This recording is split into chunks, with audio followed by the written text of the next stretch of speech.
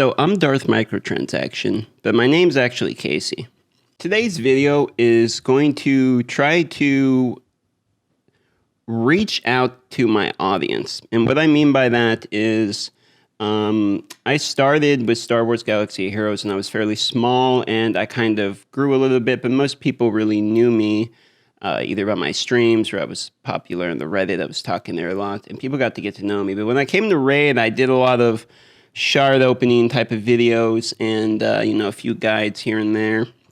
You guys kind of already saw me fairly well established. I mean, by the time I was in the Raid community and by the time most of my subscribers or the people that might view me here and there but maybe aren't subscribed still, you guys probably don't know who I am or where I came from, or you maybe just, you haven't watched me long enough. So the goal of this video today is I would just like to talk to you guys so you can get to know Casey, get to know who I am, how YouTube started for me, and kind of what it is I'm doing, and share a little bit about my life with you guys.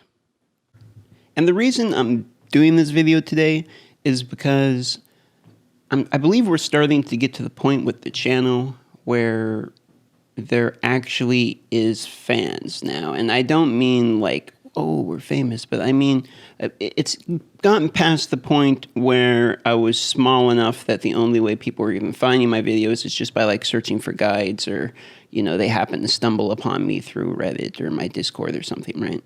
So we're a little bit beyond that point. I think there is actually like a core audience of like 500 to like 1,000 people out there. They're probably legitimately fans and, are everyday viewers. And for me, that's...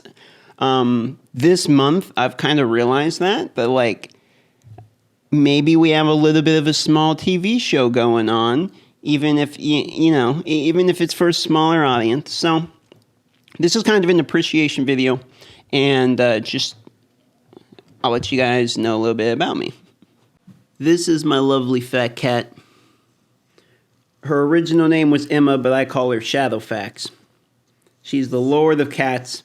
And she doesn't like being held very much. So me and the fat cat, we live in Alaska, actually.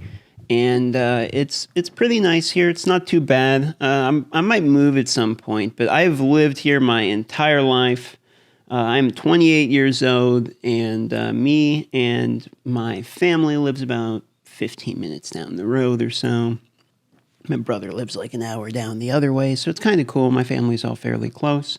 But it's a little cold most of the time here, and if you don't really like winter sports, the outsides are only nice in the summer. But I grew up in the town an hour away till I was like 7. Then my dad found a house and he purchased a house. And when I was 7, we moved to the town that I currently live in, and they still reside in the house that's just down the road, 10, 15 minutes from where I'm at, which is pretty cool. I still live fairly close to where I grew up. But, I moved out of the house at like 19 and, I lived in a whole bunch of different places and all that. But, for the most part, that was where I spent my childhood years, was at that house.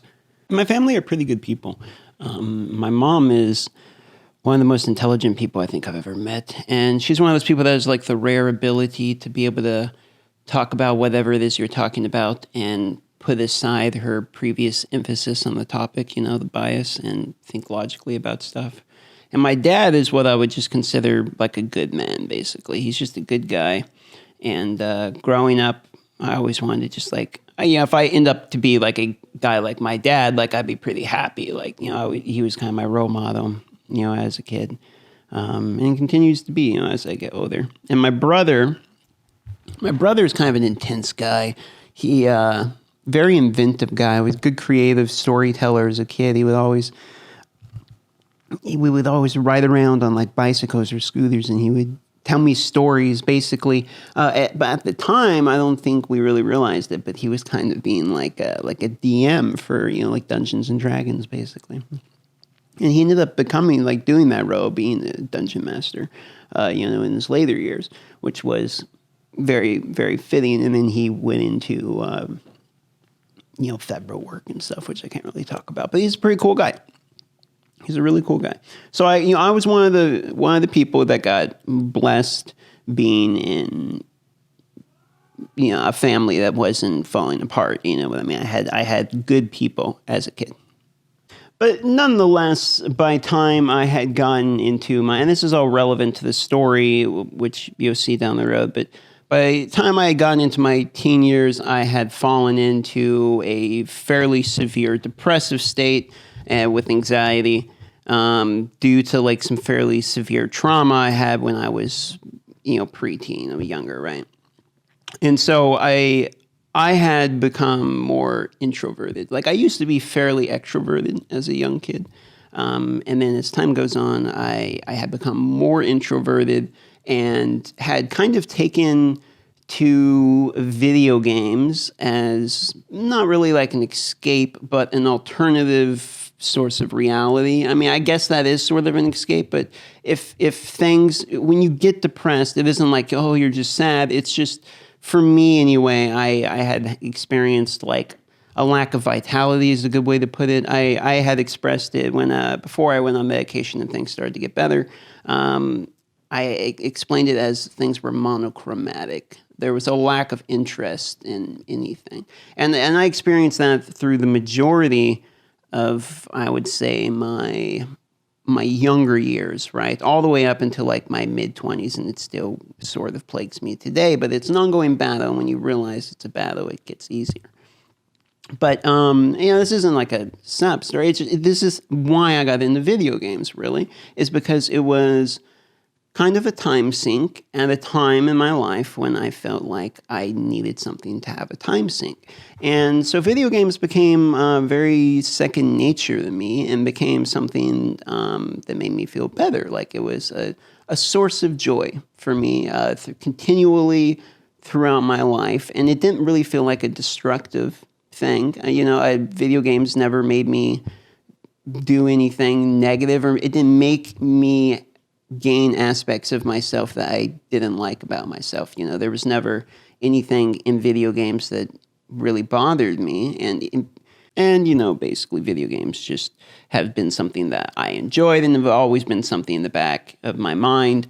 And, there will be times where like I don't play as many video games, and there will be times where like I'll get an Xbox or something and I'll play like the new Call of Duty for a while, or, whatever, right? So it's throughout different times of my life, there were different things. Like RuneScape was a really big thing for me at one point. I played World of Warcraft at one point. I played League of Legends at one point. You know what I mean? Like different timelines of my life were different games for me.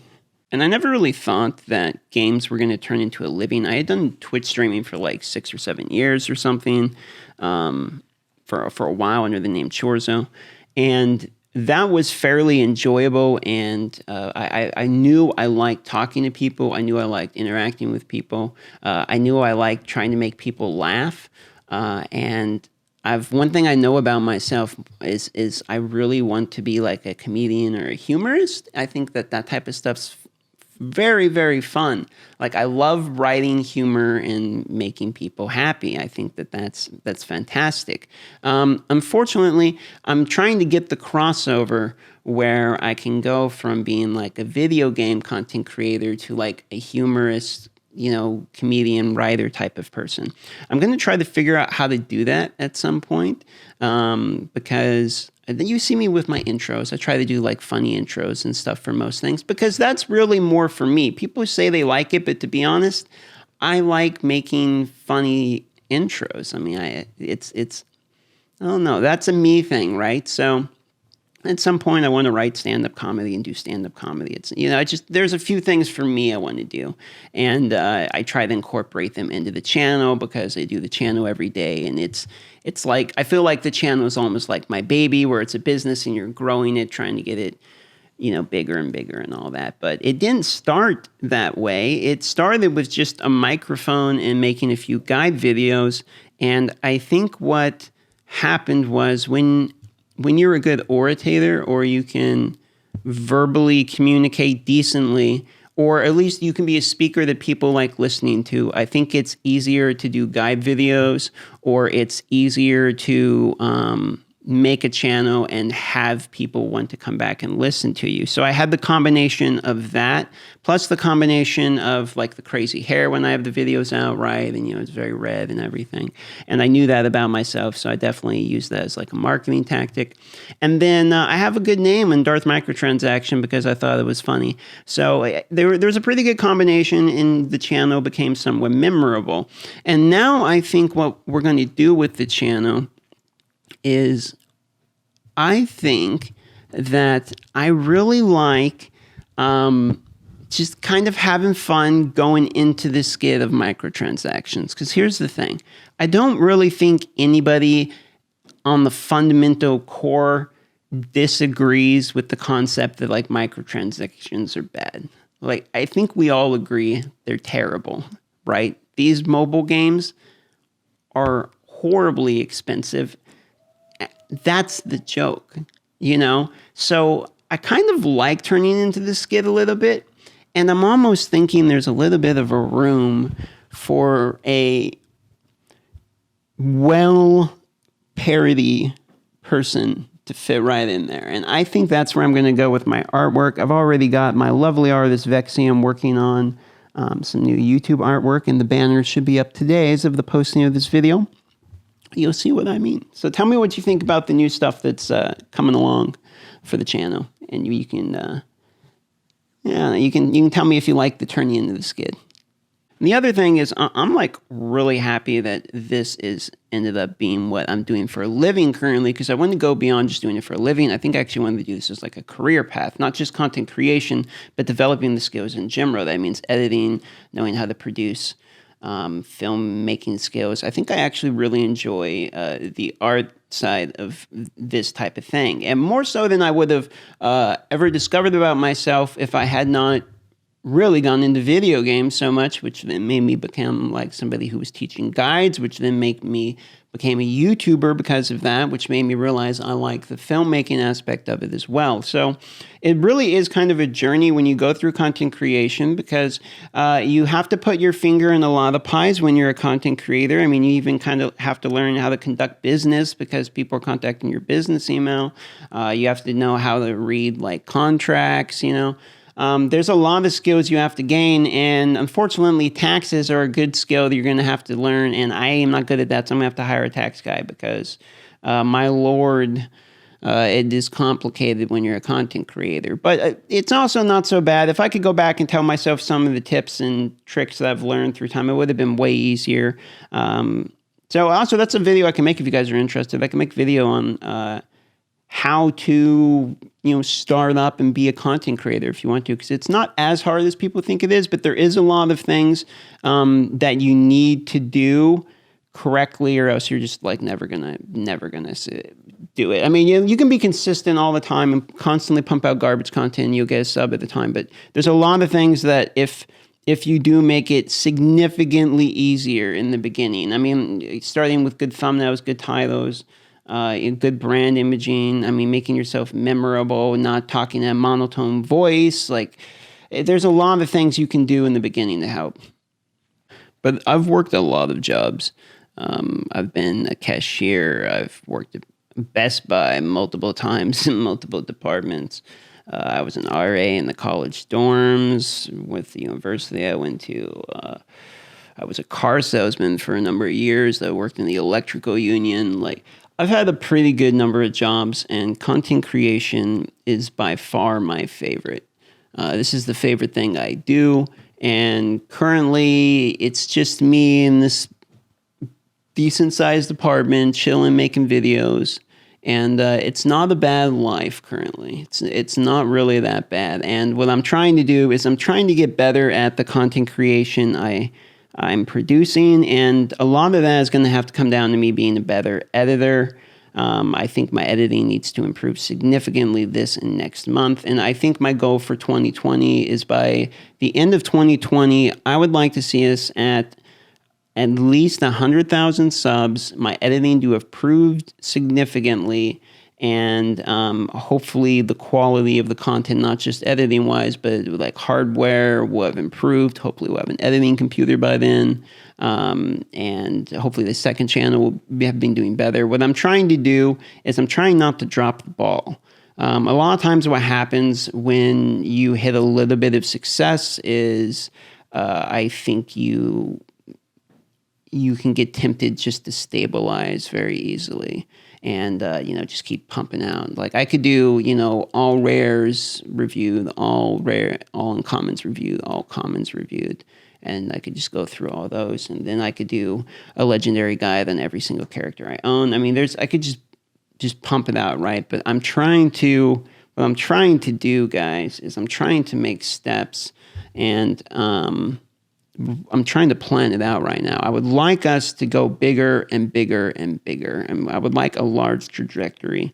And in order to do that, there's going to have to be some intelligent moves made on my part, I think.